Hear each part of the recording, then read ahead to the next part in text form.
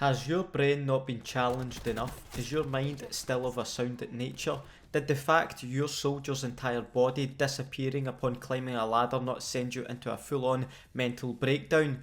Well, you're in luck because we're going to be looking at more weird things in Call of Duty games, so relax, get a beverage, subscribe and join the notification squad by hitting the bell icon like these two COD players on a journey of discovery, and ponder why. How does a tablet in Black Ops 4 give you and your fellow soldiers more health? Gonna need that one explained in great detail. Is it an app which you need to download? What operating system is it on? I know Black Ops 4 is set in the distant future, but I don't know if analysts have predicted what year we'll be able to fix multiple bullet wounds to the head with an iPad. Speaking of being shot in the head, we've touched on the COD healing system many a time, including how a shot to the head won't kill you, but a throwing knife to the foot will. But we've now moved on to actually injecting ourselves to heal. We don't really know what with. Morphine, some mad futuristic biogel which stops bleeding, or it might just be straight up heroin. A soldier just thinks they're being healed when in fact they're just off their head. That would explain a lot of things in the COD universe actually, or soldiers just being absolutely fried. Why are we only allowed to carry one frag and one tactical grenade? Who put the limit on this? It's not as if we're trying to save space or carry weight, because I'm pretty sure the soldiers can carry like 300 bullets. What if I want to carry like 50 grenades? Do you know what? Say 10 grenades. Isn't that isn't that much for COD super soldiers? Of course there's a lot of weird things in Blackout that we'll get to in future videos, but there's an absolute standout conundrum that needs looking at right now, and that's how in the hell can we look through an entire backpack while holding a gun? It gets worse too when we actually take something from the bag. We use the force to do that, get the Jedi mind tricks out. Seriously though, we can actually have a full on rummage through these bags with no hands. Can even look through them underwater too. But wait, there's more. How are you going to fit all of this stuff into the bags themselves? 2 fully kitted out weapons, medication, grenades, equipment, not to mention an entire army's worth of ammo. These bags act like the bloody TARDIS, and I for one am freaked out. How come all the chickens in Modern Warfare 2 are behind bars? The only logical conclusion is that these chickens are criminal chickens. Here's something, right? Ever wondered what core and hardcore in Call of Duty actually is? Like, how can bullets, health, the HUD and what have you be totally different all of a sudden? Do the soldiers know this? Like, right troops, hardcore match, so let's try and be a bit more careful.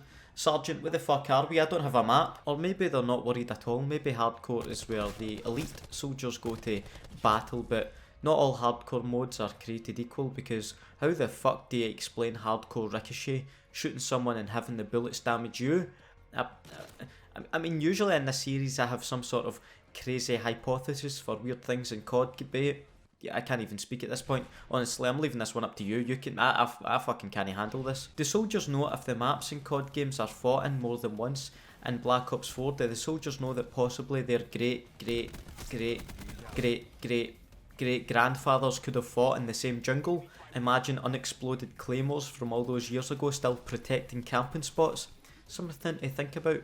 Now, I've never really spoke about Call of Duty Zombies in this series, because if I did in any sort of detail, these videos would be about an hour long each time. A bloody Shane Dawson 6-part documentary type long, but we can't let them get away with this one. This one has to be exposed. On Moon, can anyone explain how the characters are drinking perks whilst they have a space helmet on? Anyone? Anyone at all? Even if it's not a full-on helmet, their mouths are covered. They should just be slamming the perks up against their masks and then it floats away. See, this is why I haven't spoken about zombies yet. There's just too much going on. Back to multiplayer, at least I can kind of speculate as to how Nomad's dog can somehow appear from thin air when it's called in. Nomad just whistles it and there Juno is. Maybe the whistle is linked to a teleporter somehow, and that's how it's activated. It would also explain the cooldown timer on calling the dog in, because the teleporter has to recharge, you see. That's where I'm going with that one. Wait, actually, most of you are probably thinking how the dog is actually so tanky. This dog can sponge more bullets than a juggernaut at times. You're talking like 2 magazines worth of shots from you and a couple teammates to put this bitch down. I suppose the question then is, what is she made of? In times where injecting yourself heals you up, we can only imagine the crazy material keeping this dog going. Now, we all know how recoil on the guns in COD games varies from gun to gun. Some are absolute laser beams, while others kick more than Cristiano Ronaldo, but in some specific cases the soldier using the weapon clearly isn't doing their utmost to control the recoil. Mini Uzi for example, notice anything? You're holding it with one hand. I mean, these are meant to be elite soldiers. What are you doing shooting a weapon one-handed in a war zone? G18, one of the worst recoiling guns ever. One hand.